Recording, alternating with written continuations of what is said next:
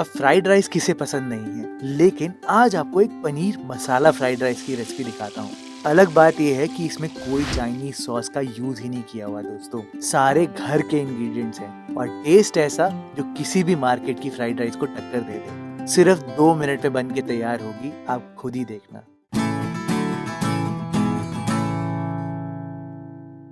अब ये भी एक सीक्रेट है कि चावल एकदम खिले खिले कैसे बनते हैं फ्राइड राइस में। अगर आपके पास एक दिन पुराने वाले चावल पड़े हुए हैं तो 2 मिनट में ये रेसिपी एकदम रेडी हो जाती है। लेकिन अगर नहीं है तो मैं आपको प्रोसीजर बता देता हूँ कि कौन से चावल की वैरायटी यूज करनी है और चावलों को उबालना कैसे है। यहाँ पर ये चीज ध्यान से देखो, मैंने यहाँ पर डबल चाबी वाले चावल लिए हैं। ये दाना थोड़ा सा मोटा होता है और लंबा होता है।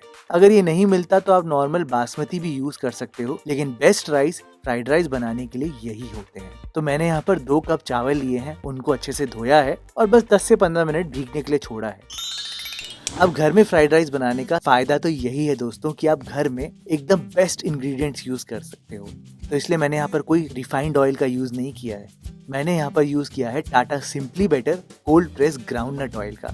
ग्राउंडनट ऑयल का स्मोक पॉइंट ज्यादा होता है तो इसलिए उसको फ्राइंग के लिए यूज कर सकते हैं। और तो और ये जो कोल्ड प्रेस ऑयल है ये एकदम A1 क्वालिटी प्रोडक्ट से बना है। रिफाइंड ऑयल से बहुत सुपीरियर फ्लेवर भी आता है दोस्तों इससे। हो सके तो आप फ्राई करने के लिए यहाँ पर एक वॉक का यूज करना और स्टेनलेस स्टील के पैन में यहाँ पर बिल्कुल भी पनीर को फ्राई मत करना, नहीं तो वो पूरा चिपक जाएगा। मैं जनरली क्या करता हूँ कि तेल लगाने के बाद तेल को अच्छे से गर्म करता हूँ और उसको चारों तरफ अच्छे से फैलाता जरूर।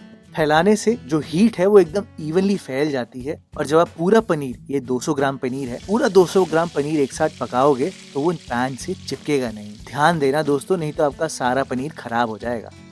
इसको पलटने के लिए आपको 2 करछी चाहिए होगी, तो एक करछी नीचे रखना, दूसरी करछी से साइड से पकड़ना और आराम से पकड़ लेना कढ़ाई की सहायता से।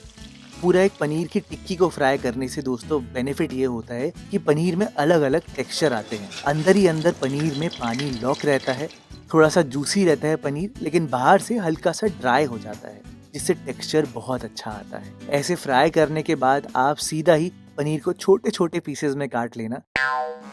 अगर आप सोच रहे हो कि ये क्या है मेरे हाथ में, ये नेल पॉलिश नहीं है दोस्तों, ये सारी वोटिंग वाले भैया के करामात है।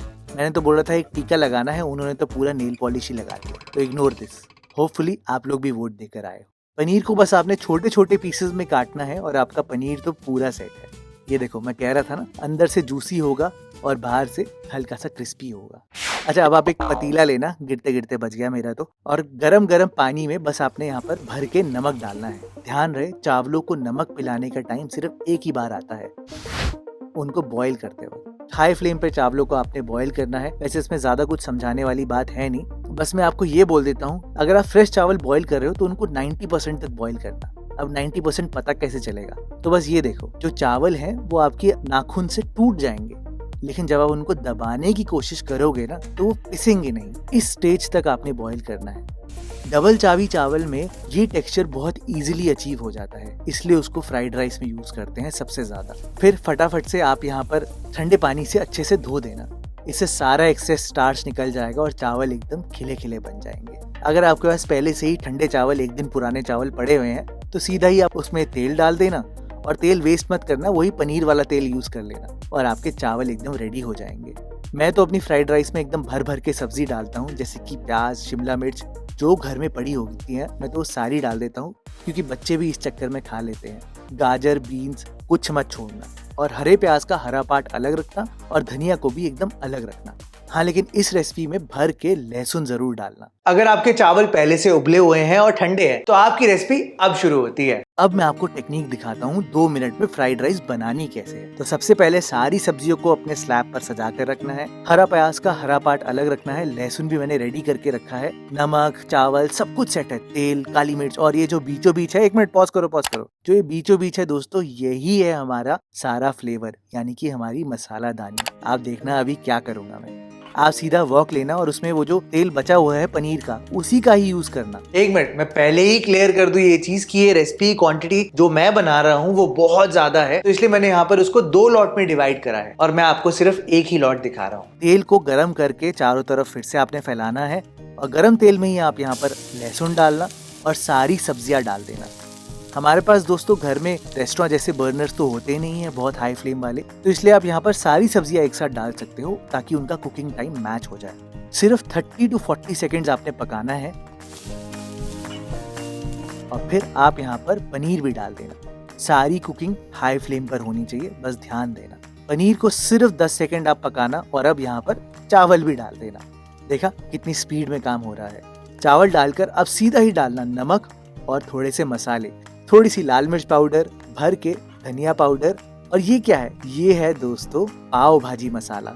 इसके साथ साथ काली मिर्च बिल्कुल मत भूलना और सारी चीजों को थोड़ा सा मिलाकर यहाँ पर टमाटो केचप डाल देना, जिससे कि बैलेंस मिल जाएगा इस रेसिपी को। आप सोच रहे हो कि आपके घर में पाव भाजी मसाला नहीं है तो आप क्या चीज यूज करो।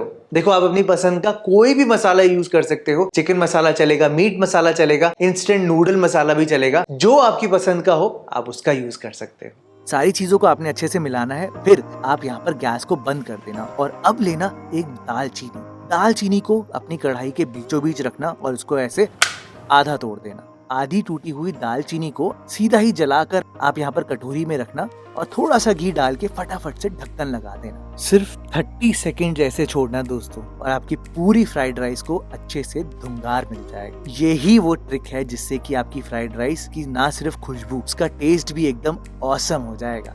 एंड में धनिया और हरा प्याज बिल्कुल मत भूलना।